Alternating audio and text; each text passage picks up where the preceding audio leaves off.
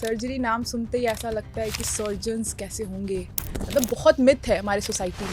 तो कभी कोई ऐसा मोमेंट आया है जहां आप पेशेंट के साथ इमोशनली अटैच हुए हो और उसकी वजह से रोना भी आया हो? एक टाइम पे आके लगता है कि आपने क्यों ये सब किया है, क्योंकि वो सारा सिस्टम भी है, आपको सीएम के चक्कर लगाने पड़ते हैं, पेशेंट्स के चक्कर लगाने पड़ते हैं। उनको तो लगता है ना कि मेरा पेशेंट चल के आया था और अब 4 कंधों पे जा रहा है। जब तक हमारे देश में पेशेंट बहुत ज़्यादा ख़राब स्थिति में ना पहुँचे तब तक वो हॉस्पिटल नहीं आता। क्या आप कह सकते हैं कि गवर्नमेंट हॉस्पिटल डॉक्टर्स के लिए सेफ नहीं है? बिल्कुल भी सेफ़ नहीं है। सर, ऐसे तो डॉक्टर्स का मनोबल बहुत ज़्यादा गिर जाता है जब आप किसी का जान बचाने के लिए अपनी जान लगा देते हैं और आपको मिलता है क्या? तो मनोबल तो गिरता है, बट हमारी ड्यूटीज़ तो कम नहीं होंगी। सर, एआई और रोबोटिक्स क्या सर्जन्स के लिए खतरा है?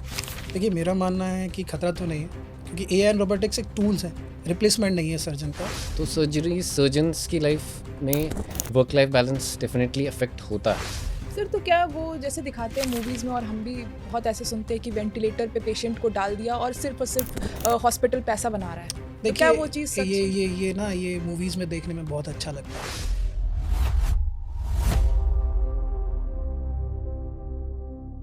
ये कहानी जीत की नहीं, ये कहानी उस पल की है जहाँ इंसान दूसरे इंसान की ज़िंदगी अपने हाथों में लेता है।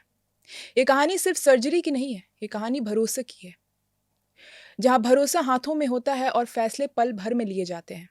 आज हमारे साथ वो दो नाम हैं जिसने सर्जरी को सिर्फ अपना पेशा नहीं बल्कि जिम्मेदारी समझता है। I Riddhi Singh, welcome to our first episode of the Riddhi Singh Show.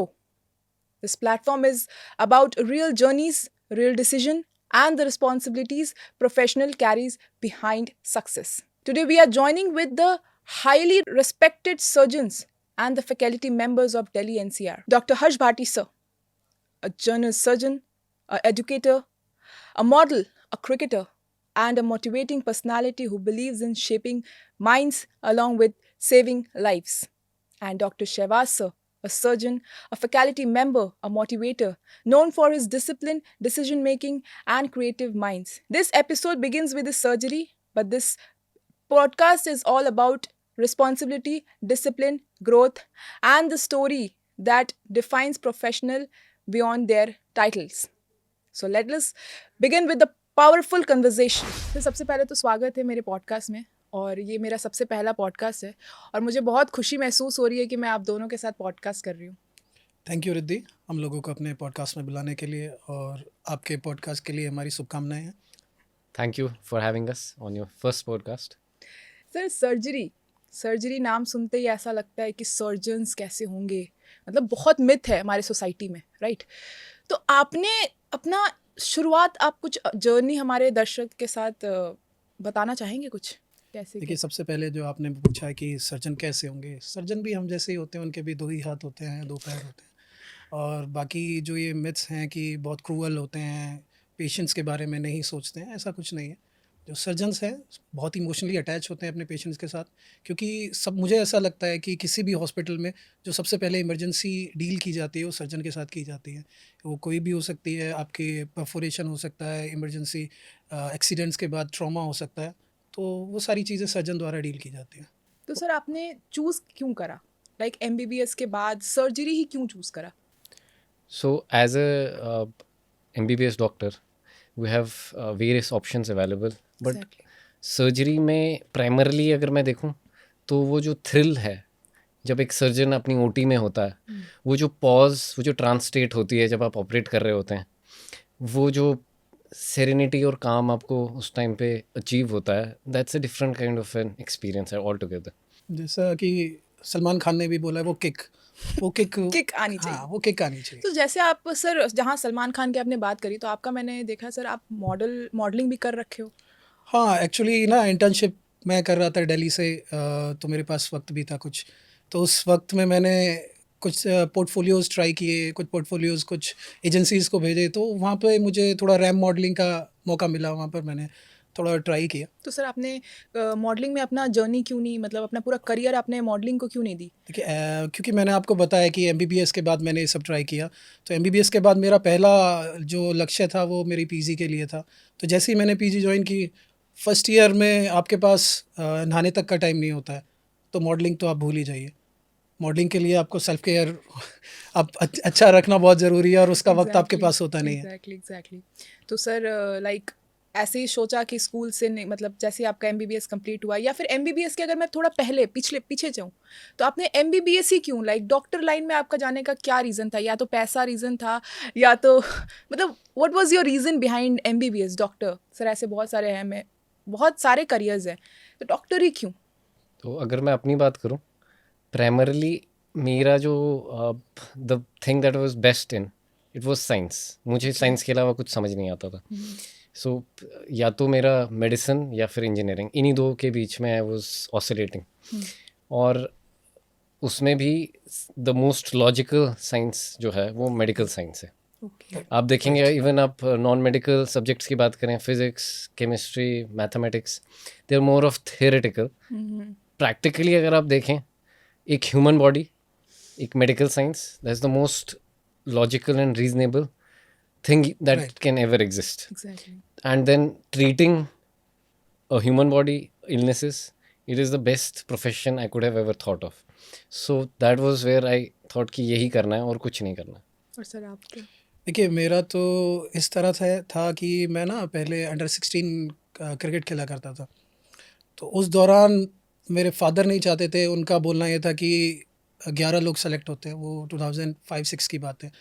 तो उनको लगता था कि ये इतने 11 लोगों में मेरे बेटे का सिलेक्शन होगा कि नहीं होगा, उसका कैरियर रहेगा कि नहीं रहेगा। तब से उन्होंने मुझे मोटिवेट किया कि मैं कुछ ऐसा प्रोफेशन ही चूज़ करूं जिसमें मेरा फ्यूचर भी ब्राइट रहे। और आपने ये देखा होगा कि जनरली जो बात होती है वो इंजीनियर साहब और डॉक्टर साहब की होती है। तो मैंने मैथ्स नहीं लिया, अगर मैथ्स लेता तो शायद इंजीनियर होता, और मैथ्स नहीं लिया तो बात मैं तो अब डॉक्टर। यूपीएससी की भी होती है यस, यूपीएससी की भी बात सर, होती है। बात तो इतने सारी चीज़ों की होती है, राइट? देखिए, बट डॉक्टर, मतलब मैं आप इंटरप्ट करूंगी, डॉक्टरी लाइन में जाने के लिए भी एक गट्स चाहिए। एग्जैक्टली आपके पास अगर इंटरेस्ट नहीं है, इंटरेस्ट अगर वो पैशन नहीं है, वो एम्पैथी नहीं है, बिल्कुल। तो you can not exist more over in medical empathy नहीं साइंस। है। अगर आप पेशेंट से कनेक्ट नहीं कर पा रहे हैं ना, एग्जैक्टली। तो आप उसको ट्रीट नहीं कर पा रहे हैं। जी जी। तो सर और ये कहीं ना कहीं आपको एक फेज में कनेक्ट भी करना है और कहीं ना कहीं डिटैच भी करना है। एग्जैक्टली। अगर आप इतना इमोशनली उसके साथ कनेक्ट करने लग जाएंगे, तो आपके जो एक्शंस हैं दे विल वो गेट इफेक्टेड। श्योर। जैसे आपने बोला इमोशनली, राइट? तो कभी कोई ऐसा मोमेंट आया है जहाँ आप पेशेंट के साथ इमोशनली अटैच हुए हो और उसके वजह से रोना भी आया हो? कभी ऐसा मोमेंट? कई बार। अच्छा। एक ऐसा इंस्टेंस है जहाँ पे हमारे पास हमारा ही एक इंटर्न डॉक्टर था। उसका अपना ही एक कज़न ब्रदर 18-19 ईयर ओल्ड, वो ही वाज डूइंग सम स्टंट्स, ठीक है, अपनी कार के साथ। आजकल वैसे भी जी, जी, जी। The stunts are increasing. तो स्टंट करते हुए उसकी कार टॉपल हो गई थी, एंड उसके बाद में he was flown from remote city जहाँ पे वो रह रहा था to our government medical college. And वहाँ पे we were all waiting for him. हमने पूरा आईसीयू का सेट कर रखा था। तो because of the age group one thing, और उसके पेरेंट्स, तो वो वैसे सिचुएशन हो गई थी कि वी वर आप ऐसे, आपको लग रहा था कि आप उस जगह पे हो सकते हैं। Exactly. एंड सेकेंड थिंग, उसके जो पेरेंट्स थे, बेसिकली हेड इंजरी थी, ट्रॉमा था। और ट्रॉमा में सबसे सिवियर हेड इंजरी जो होती है, जिसको हम डिफ्यूज एक्सोनल इंजरी बोलते हैं, जी। तो ब्रेन में इतनी सूजन आ जाती है कि आप उसको रिवर्स नहीं कर पाते। तो हमने आईसीयू में एडमिट किया था पेशेंट, बट कई दिन हम उसको ट्रीट करते रहे, बट कुछ ज़्यादा रिजल्ट आ नहीं पाया हमारा। एंड उसके पेरेंट्स रोज़ हमारे से वो होप के साथ में हमसे पूछते थे कि अब कोई रिकवरी हो, अब कुछ हो, but we could not offer much. And उसमें तो कुछ ज़्यादा किया नहीं जा सकता था। तो वो एक इंस्टेंस है जो मुझे याद है। जी। सर जैसे आपने बोला कि मैं डॉक्टरी लाइन में किस तरीके से आपने अपना जैसे जर्नी बताया, तो क्या सर फर्स्ट जनरेशन डॉक्टर को कोई स्ट्रगल लाइक बहुत फेस करना पड़ता है बिकॉज उसको कोई गाइड करने वाला नहीं होता?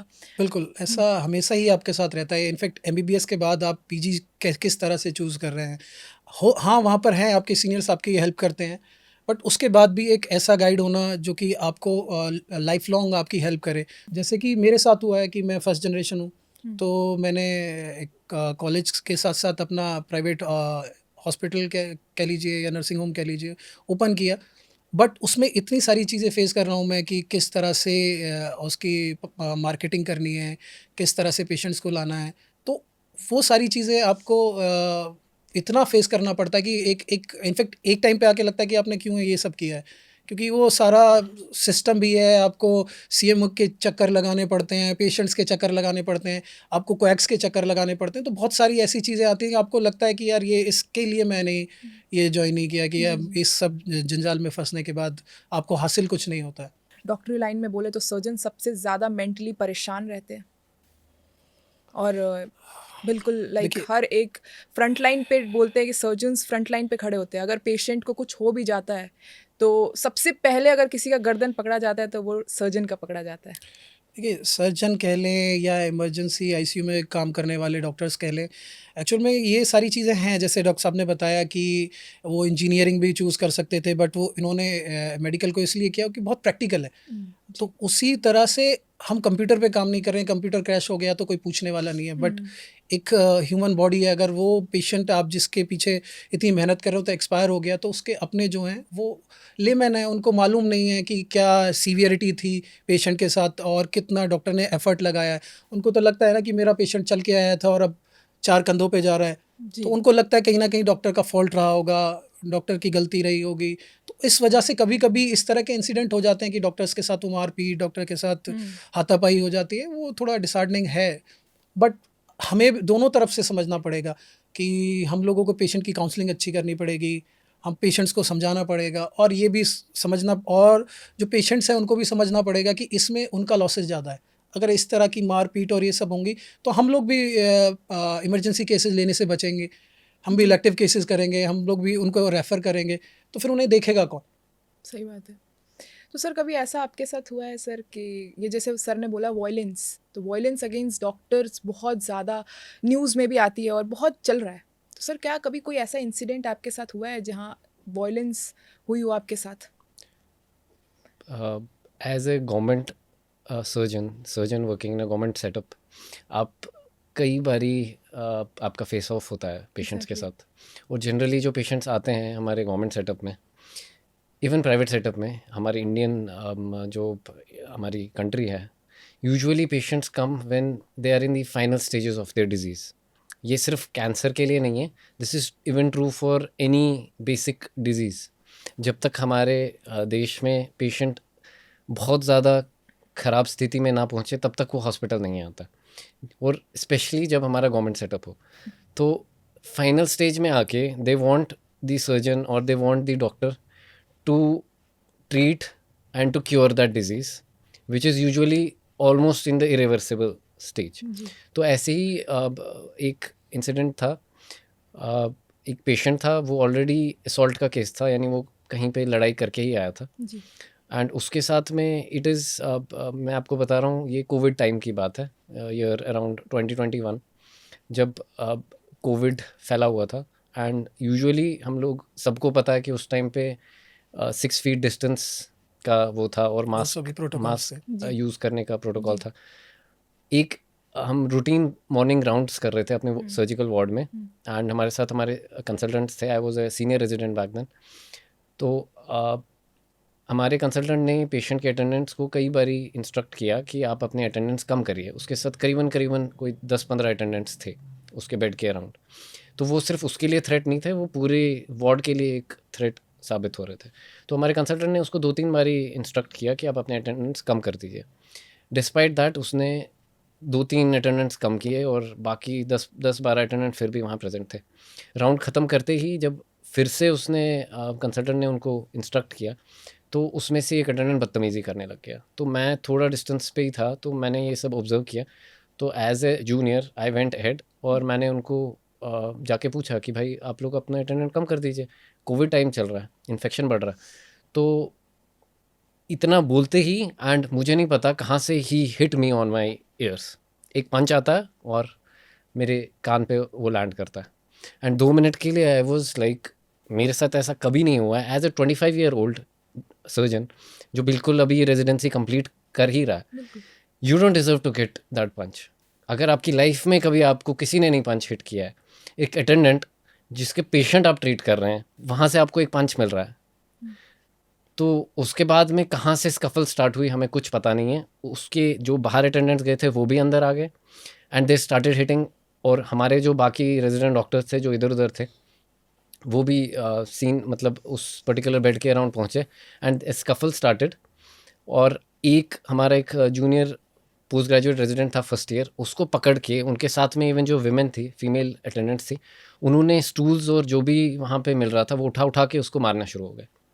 And we had to literally forget about everything and had to take him out of that place to save him. और फिर जाके हमने उसको अल्ट्रासाउंड कराया, और even I had to undergo CT scan head, जो कभी नहीं हुआ था ऐसा।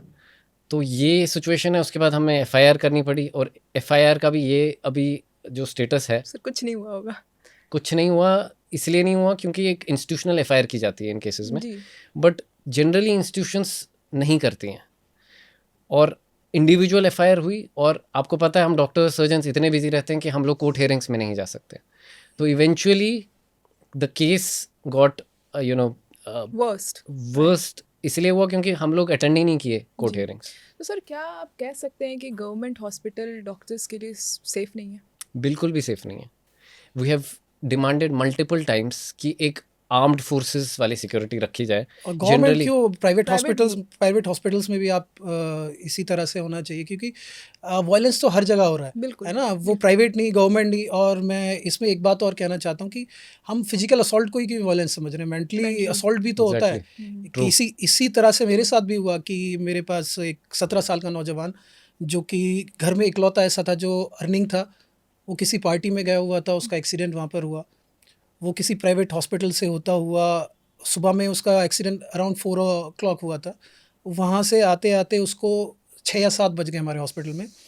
तो जब हमने उसका सीटी कराया तो उसके पेट में हीमोपेरिटोनियम था। हीमोपेरिटोनियम का मतलब है कि पेट में बहुत सारा ब्लड भरा हुआ था। तो हमें उसकी इमीडिएट लेप्रोटमी करनी थी, उसका देखना था कि कहाँ से ये ब्लड आ रहा है। तो हमने उसकी लेप्रोटमी करते करते हमने उस पेशेंट को लेते हुए ओटी में 10, साढ़े 10, 11 बज गए, जिसका वो पूरा ऑपरेशन सुबह 3:30 बजे तक चला। जहाँ पर जब हमने उसको ओपन किया तो वहाँ पर उसकी जो आंतों की बड़ी नस होती है वो वहाँ पर चोट लगी हुई थी, जहाँ से कंटिन्यूस ब्लड निकल रहा था, और जो कि अराउंड 2 लीटर से ऊपर ब्लड उसका निकल चुका था। इसके बाद उसकी एक आंत, छोटी आंत काली पड़ चुकी थी। हमने उस छोटी आंत को निकाला, और उनको जो निकाला उस पार्ट के अलावा हमने आंतों को जोड़ा। एक उसका आइलोस्टमी करते हैं, जिसे हम लैट्रिन का रास्ता बोलते हैं, उसकी एक आइलोस्टमी निकाली हम लोगों ने। और ये करते करते 3:30 बज गए। बट जब ऑपरेशन से पहले भी उस पेशेंट की धड़कनें जो थी वो 180 के आसपास चल रही थी, जो कि नॉर्मल 72 to 80 होती है, उतनी चल रही थी। हमने उस पेशेंट को आईसीयू शिफ्ट किया। तो जब आईसीयू शिफ्ट किया उसके बाद उस मॉर्निंग में कुछ उसके जो भाई थे, पापा थे, वो लोग मिल रहे हैं। बट उसके अलावा भी एक और आदमी आया जो बहुत ही नाटकीय रूप से आकर रोने का नाटक कर रहा था। उसने कहा कि सर एक बार प्लीज़ मिलवा दीजिए, मैं इनका कज़न हूँ या मैं इनका पड़ोसी हूँ। हमने उसको मिलवा दिया, उसको दिखा दिया। तो एक्चुअल में होता क्या है, जब हम आइलोस्टमी निकालते हैं तो वो पहले 24 घंटे वर्क नहीं करती है, तो उस पर हम बैंडेजेस लगा देते हैं। तो उसका हमने लेप्रोटमी की तो एक बैंडेजेस उसके पूरे एब्डोमेन पे थी और एक उसके आइलोस्टमी साइड पे थी। कब पता नहीं उसने उन सब के फ़ोटोज़ लिए जब वो मिलने गया, और उसने शायद वेट किया उसके मरने का। एक्चुअल में उसका आउटकम बहुत पुअर था। जब पेशेंट आया बहुत समय हो चुका था, बहुत ज़्यादा खून बह चुका था, तो हमें भी लगता था कि 17 साल का नौजवान है, बच जाए, बट आउटकम उसका बहुत ही पुअर था। तो वो 2 दिन के बाद एक्सपायर हो जाता है।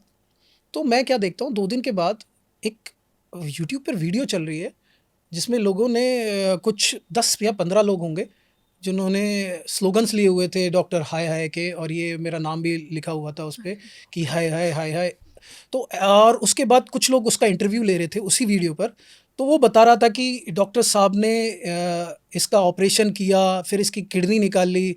अगर इस पेट का ऑपरेशन किया था तो ये साइड में इन्होंने पट्टियाँ क्यों बांधी है, इन्होंने साइड से उसकी किडनियाँ निकाल ली हैं। और ये जिंदा बचकर जाता तो ये अल्ट्रासाउंड से पता कर लेता है इसकी किडनी निकली है। तो इसलिए उन्होंने उनकी मुंह की नलकी, जो कि एंडोट्रेकल ट्यूब होती है जिससे पेशेंट को वेंटिलेटर पे रखा हुआ था, तो उन्होंने बोला वो निकाल दिए जिससे वो एक्सपायर कर जाए और उनका भांडा नहीं फूटे।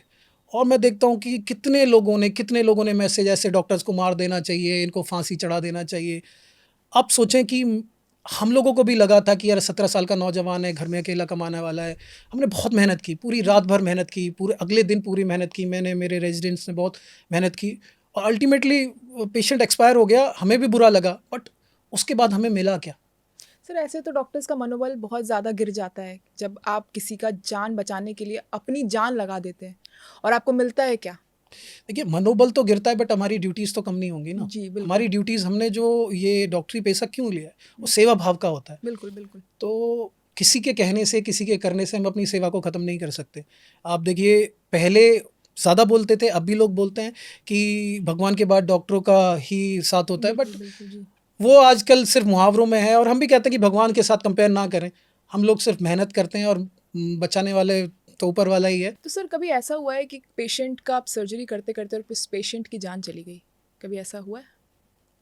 हाँ, एक एनेक्डोट है। हमारा एक ट्रॉमा का केस था। ऐसा जनरली इमरजेंसी केसेस में हो जाता हो जाता है। एक ट्रॉमा का केस आया था, रोड ट्रैफिक एक्सीडेंट हुआ था पेशेंट का। एंड जनरली हम उस ऐसे केसेस में 10-15 मिनट्स में पेशेंट को ऑपरेशन थिएटर में शिफ्ट कर देते हैं। पूरी टीम आपकी, जूनियर्स से लेके सीनियर्स तक, we all work together to shift the patient immediately to the OR। तो ऐसा ही इस केस के साथ भी हुआ था। 40-year-old मेल था। एंड जैसे ही हमने ऑपरेशन थिएटर में शिफ्ट किया, हमने एनेस्थेटिस्ट ने एनेस्थेटाइज करके हमें पेशेंट वी ओपनड अप। ऐसे केसेस में हम बिल्कुल इमिडिएटली ही ओपन अप करते हैं एब्डोमेन को। और पेट खोलते ही हमने देखा कि पूल ऑफ ब्लड है, बिल्कुल 2-3 लीटर ब्लड भरा हुआ था। और हमने देखा कि उसका जो स्प्लीन है, तिल्ली, वो भी बिल्कुल एकदम ही रप्चर्ड थी और लिवर भी रप्चर्ड था। तो स्प्लीन वाला तो हम रोक पाए थे इमिडिएटली, बट लिवर थोड़ा ऐसा ऑर्गन है कि उसमें थोड़ा डिफ़िकल्टी हो जाती है ब्लीड को रोकना। मैं फर्स्ट ईयर सीनियर रेजिडेंट था और मेरे साथ थर्ड ईयर सीनियर रेजिडेंट भी था साथ में। तो हम दोनों ट्राई कर रहे थे कि हम लिवर की ब्लीड को रोक पाएँ। बट इतने में ही हम देखते हैं कि पेशेंट का जो है बीपी ऑलरेडी कम ही था जब वो आया था, और उसके साथ में हम यूजुअली ब्लड ट्रांसफ्यूजन स्टार्ट कर देते हैं शिफ्ट करते हुए। तो करीबन 1-2 बैग्स ऑफ ब्लड ऑलरेडी उसको चढ़ चुके थे। उसके बाद हम जैसे ही लिवर को स्टॉप करने की कोशिश कर रहे थे ब्लीडिंग को, तो पेशेंट का बीपी फॉल होने लगा। और पेशेंट का बीपी, इवन दवाइयाँ जो बीपी बढ़ाने की होती है वो भी स्टार्ट कर दी गई थी, बट वो मेंटेन नहीं हो रहा था। एंड हमारे पास बहुत कम टाइम था कि हम लिवर का ब्लीड रोक सकें। ऑलरेडी पेशेंट का इतना ब्लड लॉस हो चुका था कि उसका जो है ब्लड प्रेशर मेंटेन करना डिफ़िकल्ट था। वो एक ऐसा टाइम होता है एक सर्जन के लिए जब आप सामने देख रहे हैं कि आप ये चीज़ रोक सकते हैं, बट वो रोक नहीं पा रहे हैं। जी और मुझे अपने सर्जरी वाले साइड से शिफ्ट होके उसके छाती वाले साइड पे जाना पड़ा। और मीनवाइल मेरे सर्जन जो सीनियर थे वो रोकने की कोशिश कर रहे थे लिवर के ब्लीड को, और मुझे CPR स्टार्ट करना पड़ा ऑन टेबल। इसी टाइम पे हमारा जो जूनियर रेजिडेंट डॉक्टर था वो बाहर अटेंडेंट्स को बताने और उनको काउंसिल करने चला गया था कि पेशेंट की हालत जो है नाजुक है। और वो आके बता रहा था कि बाहर OR के बाहर करीबन 20-30 लोग जो हैं जमा हो चुके हैं। तो आप देखिए एक सर्जन किस सर्कमस्टांस में, किस प्रेशर के अंडर एक मरीज़ जिसको वो ट्रीट कर रहा है, जो उसने खोल रखा है, एक अटेंडेंट्स का एक झुंड जो बाहर वेट कर रहा है कि एक पॉजिटिव आउटकम आएगा, बट पेशेंट का बीपी फॉल कर रहा था। मैं CPR दे रहा था एज अ सर्जन भी, और मेरे दूसरे सीनियर सर्जन जो हैं वो ब्लीड रोकने की सर, कोशिश ये कर रहे थे। पूरा स्टोरी ऐसा कोई फिल्मी स्टोरी लाइक ऐसा और हो रहा है, लाइक कोई बिल्कुल, फिल्म, कोई शूट चल रही है, बिल्कुल राइट? एक सर्जन की लाइफ एक बॉलीवुड पहले ही सर ने बताया ना कि थ्रिल। थ्रिल। थ्रिल। सो वो जो वो जॉनरे होता है थ्रिलर, हम्म, वो that is how surgeons operate.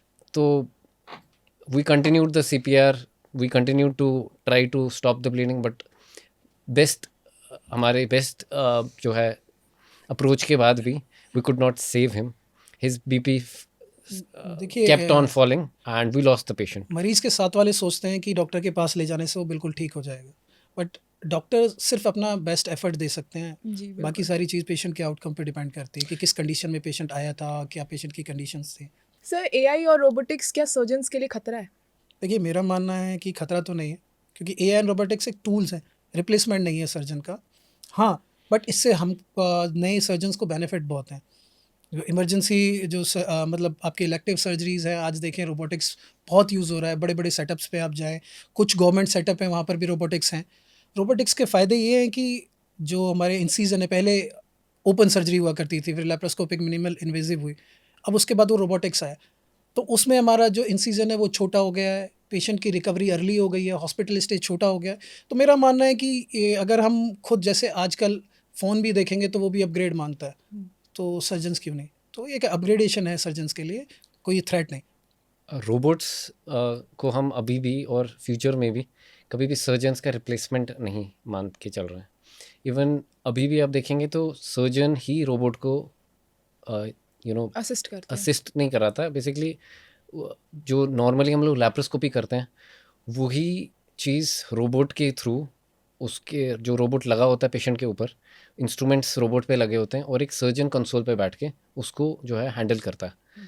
तो it is still the surgeon who is operating through a better tool. जैसे डॉक्टर साहब ने कहा, टूल इम्प्रूव हुआ है। एंड रोबोटिक्स जैसे एआई एंड रोबोटिक्स जो है बाकी फील्ड्स में इम्प्रोवाइज कर रहा है, उसी तरह वो हेल्थ केयर में भी इम्प्रोवाइज कर रहा है। और फ्यूचर में हमने देखिए जैसे एक अनमैन्ड कार जो एक कॉन्सेप्ट है, ड्राइवरलेस कार, वैसे सर्जरी में तो हम लेके चल रहे हैं कि ऐसा होगा नहीं ड्यू टू एथिकल रीजंस, और a surgeon will always be present in the OT to assist the case. देखिए, आपने देखा है कि अभी भी हमारे कंट्री में इतनी पॉपुलेशन है और डॉक्टर्स की अभी भी कमी है। तो ये जो रोबोटिक्स हैं और ये जो टेलीमेडिसिन और ये सब स्टार्ट हुआ इसी वजह से कि एक मेट्रो सिटी में बैठा डॉक्टर भी एक किसी रूरल एरिया में पहुंचकर उस पेशेंट की सर्जरी कर सकता है। तो इससे हमको एडवांसमेंट मिला है, इससे हमें कोई थ्रेट नहीं मिली। क्वेश्चन, मतलब ये जो क्वेश्चन है, लाइक आई थिंक सारे व्यूअर्स को बहुत ज़्यादा, मतलब ये सबके मन में आता है कि सर्जन्स कैसे वर्क लाइफ बैलेंस करते हैं अपना पर्सनल और प्रोफेशनल लाइफ। देखिए, ये पर्सन टू पर्सन डिपेंड करता है ना? अगर मैं मैरिड हूँ तो मेरे लिए कुछ अलग होगा, अगर मैं अनमैरिड हूँ 27 साल का जवान लड़का हूँ, तो मुझे ये लगेगा कि मैं जो मेरा पैशन है, जो मेरा पैशन सर्जरी है, तो मैं सिर्फ उसी में रहना चाहता हूँ कि मैं अपने हॉस्पिटल में भी काम किया, फ्रीलांसिंग की, पैसा आ रहा है, तो मैं उस तरह से अपनी लाइफ को जीना चाह रहा हूँ। अगर मैं मैरिड हूँ तो मेरी प्रायोरिटीज़ चेंज हो जाती है, मेरी प्रायोरिटीज़ हो जाती है, मैं कुछ काम भी करना चाहता हूँ, कुछ वक्त अपने बीवी को भी देना चाहता हूँ, कुछ वक्त अपने बच्चों को भी देना चाहता हूँ, कुछ वक्त अपने माँ बाप को भी देना चाहता हूँ।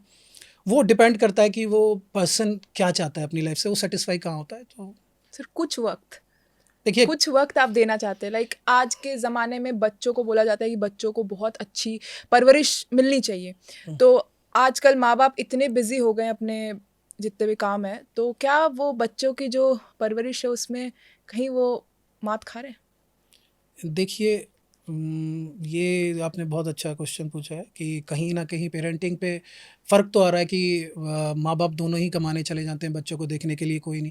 पहले भी इस तरह से चीज़ें होती थी, मगर पहले जॉइंट फैमिलीज़ होती थी, तो वहाँ एग्जैक्टली, पर हाँ। दादा दादी हुआ करते थे, वो लोग उनको संभाल लिया करते थे। बट आजकल वो थोड़ा कम है, आजकल सिंगल फैमिली हो गई है, बाप बेटा और बीवी बच्चे यही सब हैं, माँ बाप दूर हो गए हैं। तो थोड़ा-सा इसमें मुश्किलें तो आ रही हैं, बट ये हमें सोचना चाहिए कि हमें कहीं न कहीं उनके लिए वक़्त निकालना है। क्योंकि आगे एक नई जनरेशन को नर्चर करना है, तो उसको अब सारी सही गलत की सारी बातें हम ही पेरेंट्स को या आस-पास के जो भी उनके बड़े-बुज़ुर्ग हैं उनको बतानी पड़ेगी, तभी हम एक नए फ्यूचर को एक नई दिशा दे सकते हैं। अगर आप वर्क लाइफ बैलेंस सर्जरी के साथ कोरिलेट करें हम, तो as a surgeon definitely work life balance आपकी थोड़ी कॉम्प्रोमाइज़, कहीं ना कहीं कॉम्प्रोमाइज़ होती है। स्पेशली अगर आपकी कुछ इमरजेंसी सब स्पेशलिटीज़ हैं, जैसे आपकी कार्डियोथोरेसिक सर्जरी है, न्यूरो सर्जरी है, इवन जनरल सर्जरी है। इसमें जितनी भी इमरजेंसीज़ हैं, तो आपके पास रात को भी कॉल आ सकता है, मिडनाइट 2 बजे 3 बजे कभी भी कॉल आ सकता सर्जरी में है, तो एंड आपको बोलिए। आपको जाना पड़ेगा, आपको ऑपरेट करना पड़ेगा। तो सर्जरी सर्जन्स की लाइफ में work life balance definitely affect होता है, और then it is up to the surgeon कि वो कितना, लाइक अगर आप 10 to 4 अपना हॉस्पिटल मैनेज कर रहे हैं, तो आप शाम को भी फ्रीलांसिंग कर रहे हैं,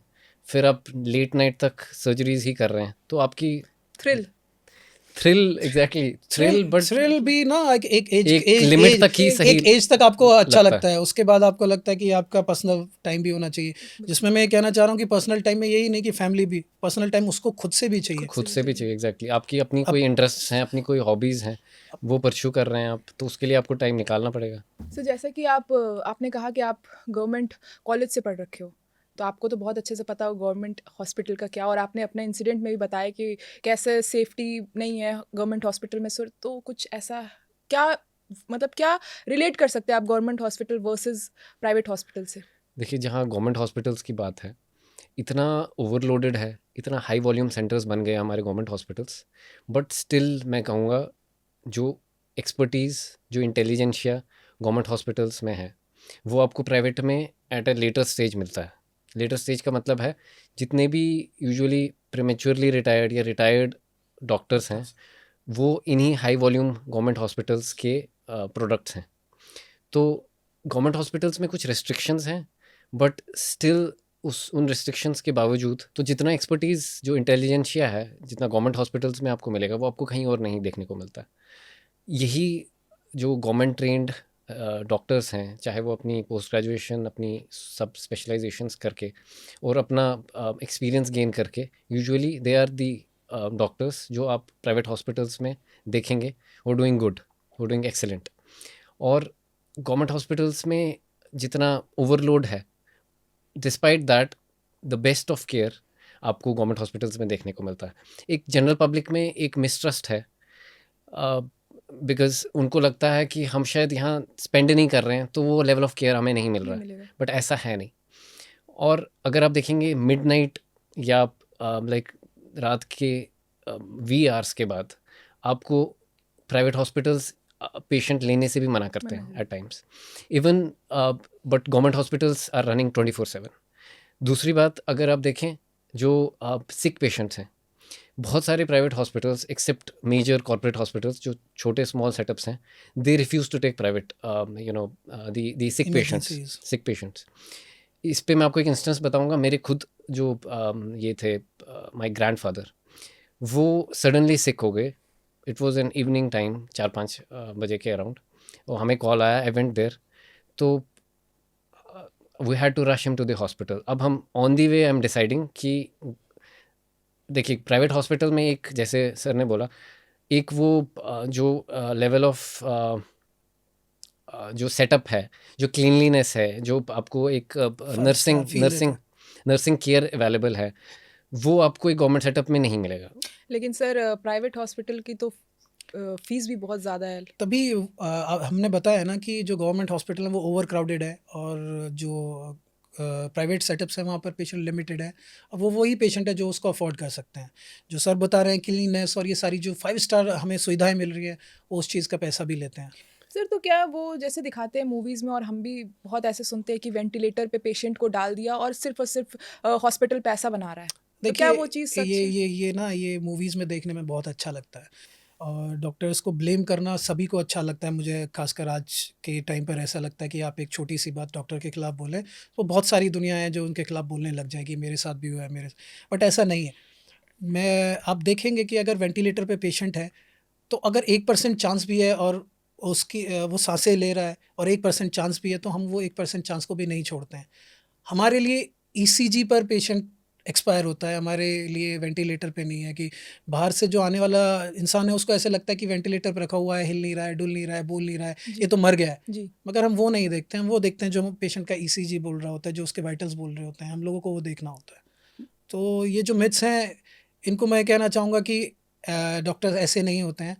वो 15 साल बहुत मेहनत करने के बाद उस मुकाम पे पहुंचा होता है और बिल्कुल वो बिल्कुल। इस सब ना मेडिकल नेग्लिजेंस को करके अपनी डिग्री को गंवाना नहीं चाहता है।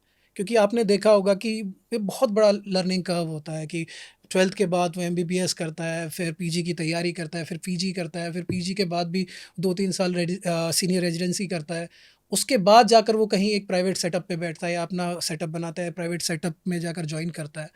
तो जब इतना सब कुछ वो अपना मेहनत उसने दी है तो इस तरह ज़ाया नहीं करेगा। तो क्या सर सर्जरी महंगी है या फिर सर्जन्स उस सर्जरी इस को महंगा बनाते वेंटिलेटर हैं? वाले क्वेश्चन के लिए मैं ऐड करना चाहूँगा हम्म। लेमैन के लिए वो पेशेंट डेड होता है जी बट वो एक्चुअली कई बार क्या होता है, वो एक कोमा वाली स्टेट में होता है। तो बिल्कुल उसमें क्या होता है कि उसके सारे body functions are still working perfectly. Brain सिर्फ उसका जो है ब्रेन ब्रेन है वो उस डेड। स्टेट में नहीं होता है कि पेशेंट को, अटेंडेंट्स को पता लगे, लेमैन को पता लगे कि वो एक लिविंग स्टेट में है। तो जब तक हमारे पास होप होती है, जैसे सर ने बोला 1% भी अगर होप हो, तो हम we always try to save, we always try to recover the patient. तो ऐसा नहीं है कि वेंटिलेटर पे है तो पेशेंट नहीं है और अननेसेसरली उसको वेंटिलेटर पे मनी मेंटेन के लिए रखा जाता है। जी। तो क्या सर सर्जरी बिल्कुल कहे जा सकती है कि सर्जरी महंगी डॉक्टर की वजह से हो रही है? देखिए, किसने बोला है कि सर्जरी महंगी है? इंडियन हेल्थ केयर जैसा तो कहीं सेटअप नहीं है जहाँ पर सर्जरीज इतनी महंगी नहीं है। अवेलेबिलिटी, आप कहीं फॉरेन कंट्री में जाइए, आपको अपेंडिक्स कराना है, उसकी भी डेट मिल जाती है, जो कि एक इमरजेंसी सर्जरी है। एक्यूट अपेंडिसाइटिस आपको हुआ है और आप हॉस्पिटल में जा रहे हैं, तो आपको डेट देंगे कि 2 महीने के बाद आना, तब आपके अपेंडिक्स निकाला जाएगा। सर्जरी और तो दूर की बात है, इवन एक ब्लड टेस्ट के लिए आपको यूके का जो सेटअप है अभी एनएचएस, वहाँ आपको 2-2 3-3 महीने की डेट मिल रही है अभी एक ब्लड टेस्ट कराने के लिए। तो सोचिए सर्जरीज का क्या। तो तो आप सबसे देखिए पहली इंडियन चीज़ हेल्थ तो सिस्टम कितना हम लोग प्रोवाइड कर रहे हैं और कितना अभी भी अनग्रेटफुल हैं हम लोग एज इंडियन पॉपुलेशन अपने हेल्थ सेटअप के लिए। इतने ओवरबर्डनड होने के बावजूद भी हमारी पॉपुलेशन और वर्ल्ड सेकंड लार्जेस्ट पॉपुलेशन है। आप जाएंगे मेकअप आर्टिस्ट के पास, वो आपसे 50,000 ले लेगा एग्जैक्टली 2 घंटे के लिए। एग्जैक्टली और हम कहीं किसी की इमरजेंसी सर्जरी करने के बाद उससे बहुत मिनिमल सा चार्ज कर रहे हैं, मगर पेशेंट को ऐसा लगता है कि वो भी ज़्यादा है, तो फिर एक हेल्थ केयर पे वो स्पेंड नहीं करना चाहते हैं। एक जनरल नोशन है, जी हेयर कट पे कर लेंगे, मेकअप आर्टिस्ट के लिए वो एक स्पेंड करने के लिए तैयार है। एक एक डॉक्टर की फ़ीस अगर 500 रुपये तो वो ज़्यादा है, और ये हेयर कट की फ़ीस, बाबा की फ़ीस 500 है, तो वो स्टाइल है, एग्जैक्टली वो बात ट्रेंड है। सेम। जी जी। तो सर जैसे आपने कहा कि 10 साल इतनी बड़ी जर्नी होती है एक डॉक्टर को डॉक्टर बनने के लिए 15 10 साल, से 15 साल 15 15 साल साल, एग्जैक्टली। मैं तो कहूँगा सर 15 साल, जी जी मिनिमम जी 15 15 साल। साल जी। तो क्या वो इनसिक्योरिटी फैक्टर आती है क्या मेरे दोस्त या फिर मेरे कोई ऐसे मतलब जो है बिल्कुल आती है, बिल्कुल आती वो है। पैसे कमा रहे और हम पैसे अभी तक नहीं कमा रहे? एग्जैक्टली अगर आप जी किसी भी फील्ड से हमेशा जो ह्यूमन नेचर है जी वो हमेशा कंपेयर करता रहता है बिल्कुल अपने बिल्कुल मतलब कॉलेज से पहले जो अपने हमारे स्कूल लाइफ के फ्रेंड्स होते हैं, उनका ग्रेजुएशन, उनकी अर्निंग इतना अर्ली स्टार्ट होती है। और एक एमबीबीएस स्पेशली एक सर्जन के लिए, यहाँ पे हम बोलेंगे एक सर्जन का लर्निंग कर्व भी बहुत ज़्यादा है और अर्निंग कर्व भी बहुत ज़्यादा है। तो बहुत लेट अर्निंग स्टार्ट होती है जी और जब कंपैरिजन होता है तो कहीं ना कहीं वो डाउट आता है, कहीं ना कहीं वो देखिए, इनसिक्योरिटी आती है। जैसे मैंने पहले भी बोला था कि ज़्यादातर जो इंडियंस हैं वो या तो इंजीनियर साहब बनते हैं या फिर और डॉक्टर डॉक्टर साहब साहब बनते तो हैं। सब बनते हैं तो इंजीनियर साहब तो एक ना बीटेक की डिग्री करने के बाद कुछ या एमटेक करने के बाद एक बड़ी जॉब में चले जाते हैं और अच्छे पैसे उनको मिलने लगते हैं। और डॉक्टर एक इंटर्नशिप में आकर उसको कुछ कुछ लिमिटेड पैसे मिलते हैं, उसके बाद ज़्यादा से ज़्यादा वो रेजिडेंसी में चला जाता है, वहाँ पर भी उसको लिमिटेड ही स्टाइपेंड मिलता है। बट जब आप अपने एक फ्रेंड को देख रहे होते हैं कि उसको अच्छा खासा अमाउंट उसको मिल रहा है एज ए सैलरी, और वो अच्छी लाइफस्टाइल जी रहा है, और आजकल तो आपने कोविड के बाद देखा ही है, वर्क फ्रॉम होम है, तो घर से बैठ के वो सारी चीज़ें डील कर रहा है, और आप घर जा ही नहीं पा रहे हैं 2-2 दिन। तो कहीं न कहीं आपको तो लगता है कि आपकी मेहनत तो बहुत ज़्यादा है, बट आपको उस मेहनत का क्या मेहनताना मिलता है कि नहीं? जी तो ये सेल्फ डाउट तो आता है। बट जैसे मैंने पहले बोला कि देखिए, हमेशा से ही सेवा के लिए रहे हैं डॉक्टर्स ना, तो मनी सेकेंडरी होती है, फर्स्ट आपका पैशन है जी जो आप फॉलो कर रहे हैं। अगर आप बाकी ब्रांचेस से भी कंपेयर करेंगे as a surgeon versus other branches, तो रेडियोलॉजी की मैं बात करूँगा, radiologist initially earns 2 to 3 times more than a surgeon when he just starts his career. And but ऐसा होता है कि बाकी ब्रांचेस में एक प्लेट्यू आ जाता है और सर्जरी का जो कर्व है वो अर्निंग लेट ज़रूर शुरू होती है, but once it starts he starts earning and उसका लेवल ऑफ एक्सपर्टीज़ बढ़ता है तो फिर स्काई इज़ द लिमिट। तो सर एक सर्जन की मंथली इनकम क्या है? देखिए, सर्जन की मंथली इनकम वेरी कर सकती है 3 to 10 lakhs, और वो मैंने कहा वो डिपेंड करता है कि आपने एक 9 to 4 जॉब ली हुई है तो आप 3 lakhs कमा सकते हैं। बट अगर आप फ्रीलांसिंग करते हैं तो आप 10 लाख तक भी आप जा सकते हैं। वो डिपेंड करता है कि आप अपनी पर्सनल लाइफ को और प्रोफेशनल लाइफ को में कितना बैलेंस रखना चाहते हैं। When you're just starting out, it is around 1.5 to 2 lakhs, and then it goes up to 10 lakhs. Yes.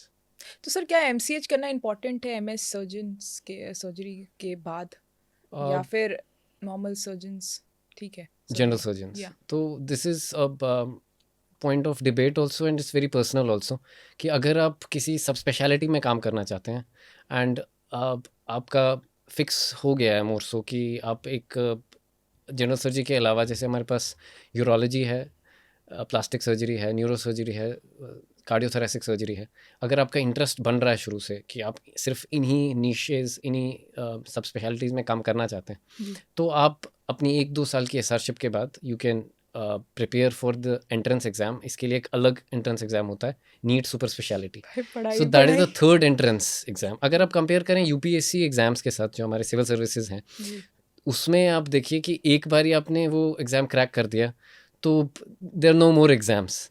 But as doctors आप देखिए हमारे पहले एक नीट यूजी होता है एमबीबीएस में एंटर करने के लिए, फिर पीजी के लिए आप एक नीट पीजी एग्ज़ाम देते हैं, और फिर super speciality which is almost mandatory now to do, उसके लिए नीट सुपर स्पेशलिटी होता है. सो थर्ड एंट्रेंस एग्ज़ाम आपको you have to give and you have to prepare as well. तो उसमें भी आपका 1 से 2 साल का समय जाएगा. तो जहाँ आपने बात करी यूपीएससी की, तो यूपीएससी में भी सर प्रीलिम्स है, मेंस में 9 पेपर, उसके बाद फिर इंटरव्यू. देखिए यहाँ इस डिबेट में proper- हम किसी को नीचा ऊंचा दिखाने के लिए नहीं बैठे हैं, बिल्कुल बिल्कुल बिल्कुल. बट सबका अपना कर्व है. सब हम वही बता सकते हैं जिसको हमने परस्यू किया जी, है. जी, जी. शायद हमने यूपीएससी को बहुत ज़्यादा फॉलो किया हाँ, नहीं है, तो exactly. उस वजह से हम थोड़ा उस पर बता नहीं पाएंगे. सर अगर आपको रेट करना हो 5 सुपर स्पेशलिटी या फिर 2, तो सबसे ऊपर क्या एमएस सर्जरी होगी? You mean general surgery? या exactly. Urology and gastro surgery. Oncology, surgical oncology और urology, and after that General surgery. General surgery, right. वैसे सबसे पहले तो जनरल सर्जरी जनरल सर्जरी है. सर एक rapid fire 1 word answer. So 1 word to describe general surgery. Thrill. Thrill. 1 habit every surgeon should have. Confidence. Learning. And 1 mistake young surgeons should avoid. Overconfidence. सर्जन ईगो. So last question of our podcast. So क्या advice आप देना चाहेंगे UGs, PGs and upcoming young surgeons को? Surgery और overall जो हमारा प्रोफेशन है as doctors, it is you have to take it as a marathon not as a sprint. तो यू हैव टू परसिस्ट, आपको बहुत पेशेंस चाहिए, एंड उसके बाद आप आउटकम के बारे में ना सोचें. बिल्कुल. राइट. कि मैं यूजीज के लिए बोलना चाहता हूँ कि जैसे सर ने बोला है आउटकम के लिए नहीं, आप फोकस रहे, जो होगा वो देखा जाएगा. आप जो आपका पीजीज हैं या अपकमिंग सर्जन्स हैं, उनको मैं ही बोलना चाहता हूँ कि जैसे पहले बोला कि एआई और रोबोटिक्स आ रहे हैं, तो आप अपने आप को अपग्रेड करते रहिए. रोबोटिक्स में फेलोशिप्स आ रही हैं, आप फेलोशिप्स को ज्वाइन कर सकते हैं एज ए अपनी रेजिडेंसी के बाद. और लर्निंग कर्व लंबा है, तो सीखते रहिए और थ्रिल के साथ सर्जरी करते रहिए. सिखाते रहिए. Sir fun fact about general surgery. General surgeons operate anything from head to toe. General surgery आपको फ्यूचर के लिए तैयार करती है. जब आप रेजिडेंसी करते हैं तो आपको इतना पेशेंस आ जाता है कि आप शादी के बाद क्या वो पेशेंस रख सकते हैं एग्जैक्टली. कि वो आपको झेल पाए. क्या आप अपनी वाइफ को झेल रहे हैं? नहीं, वो आपको झेल पाए. मैंने ये नहीं बोला कि मैं उसे झेल रहा हूँ. Okay sir, thank you so much. और अगर आपको हमारा वीडियो अच्छा लगा हो तो do like, share and subscribe to our YouTube channel which is the Riddhi Singh Ujjain show.